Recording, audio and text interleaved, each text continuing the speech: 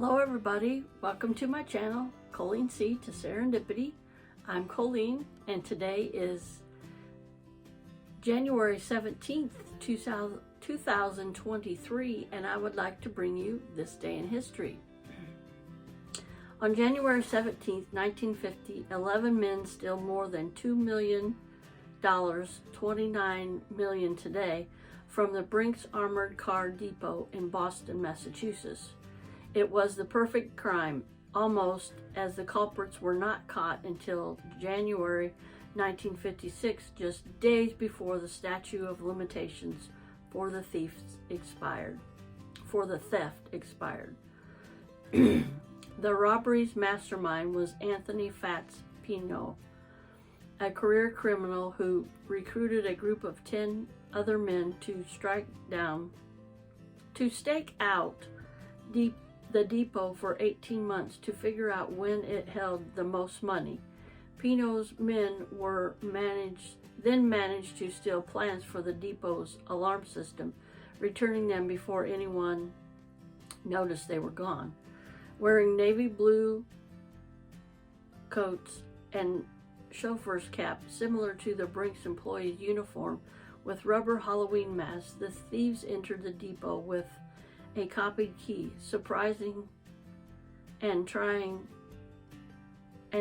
up several employees inside the company's counting room, filling 14 canvas bags with cash, coins, checks, and money orders for a total weight of more than a half a ton. The men were out in their getaway cars in about 30 minutes.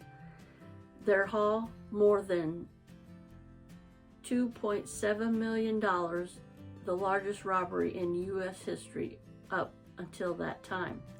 No one was hurt in the robbery, and the thieves left virtually no clues aside from the rope used to tie the employees and one of the chauffeur's caps.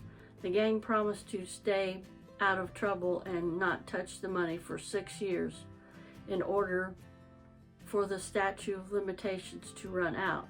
They might have made it, but for the fact that one man, Joseph Specs O'Keefe, left his share with another member in order to serve a prison sentence for another burglary. While in jail, O'Keefe wrote bitterly to his cohorts, demanding money and hinting he might talk. The group sent a hitman to kill O'Keefe, but he was caught before completing his task.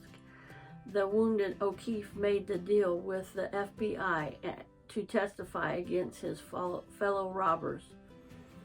8 of the Brink's robbers were caught, convicted and given life sentences. 2 more died before they could go to trial. Only a small part of the money was ever recovered. The rest is fabled to be hidden in the hills of north of Grand Rapids, Minnesota. In 1978, the famous robbery was immortalized on film in The Brink's Job, starring Peter Falk. Now I'm going to read you another one. The inspiration came from the Beatles. The financing came from Screen Gems. The music came from Don Kirshner, and the stars came from an enthusiastic audience process that began with this ad in Daily Variety in September 1965. Madness, auditions for acting roles in a new TV series, running parts for 4 insane boys aged 17 to 21.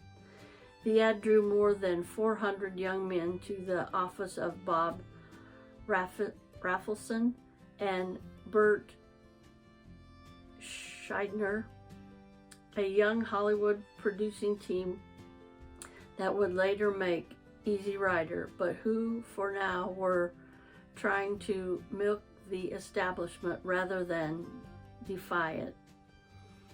They spent the next 4 months shooting, cutting, market testing, recutting, remarket testing a comedy pilot they hoped would land them a network television deal.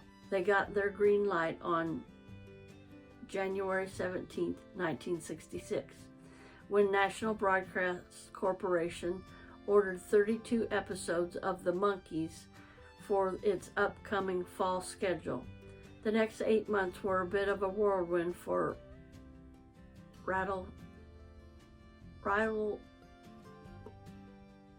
Rafelson and Schneider, for the team of songwriters and studio musicians assembled by Don Kirshner and not less than 4 insane boys chose to become the Monkees.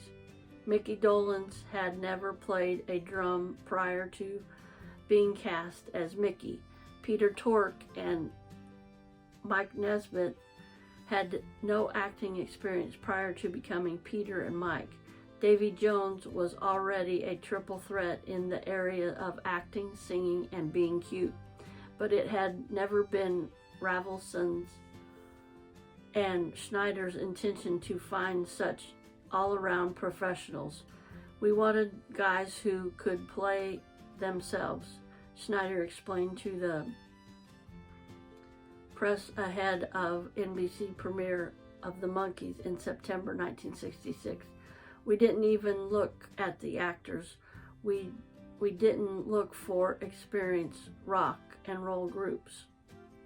The strategy and indeed the entire grand scheme behind The Monkees succeeded beyond all expectations. Not only did the television show find success against the formidable competition in its time slot from Gilligan's Island, but the group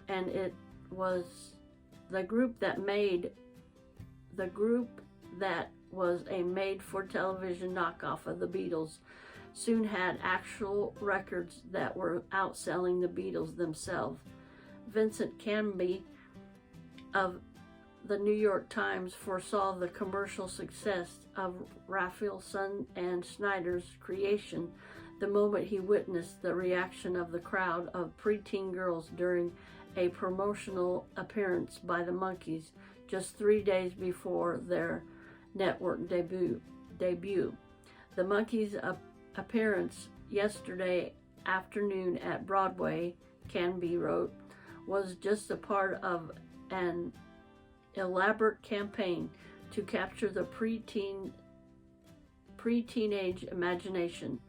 The thoughtfulness of the campaign was shown yesterday, might prompt renewed debate on the age-old question of free will.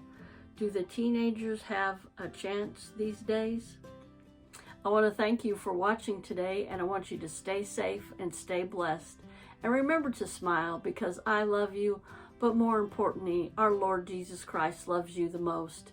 And everybody have a blessed day, and I'll see you in my next video. And don't forget, I go live every Saturday night at 5 p.m. Central. That's 6 p.m. Eastern. All right, everybody. See you later. Bye.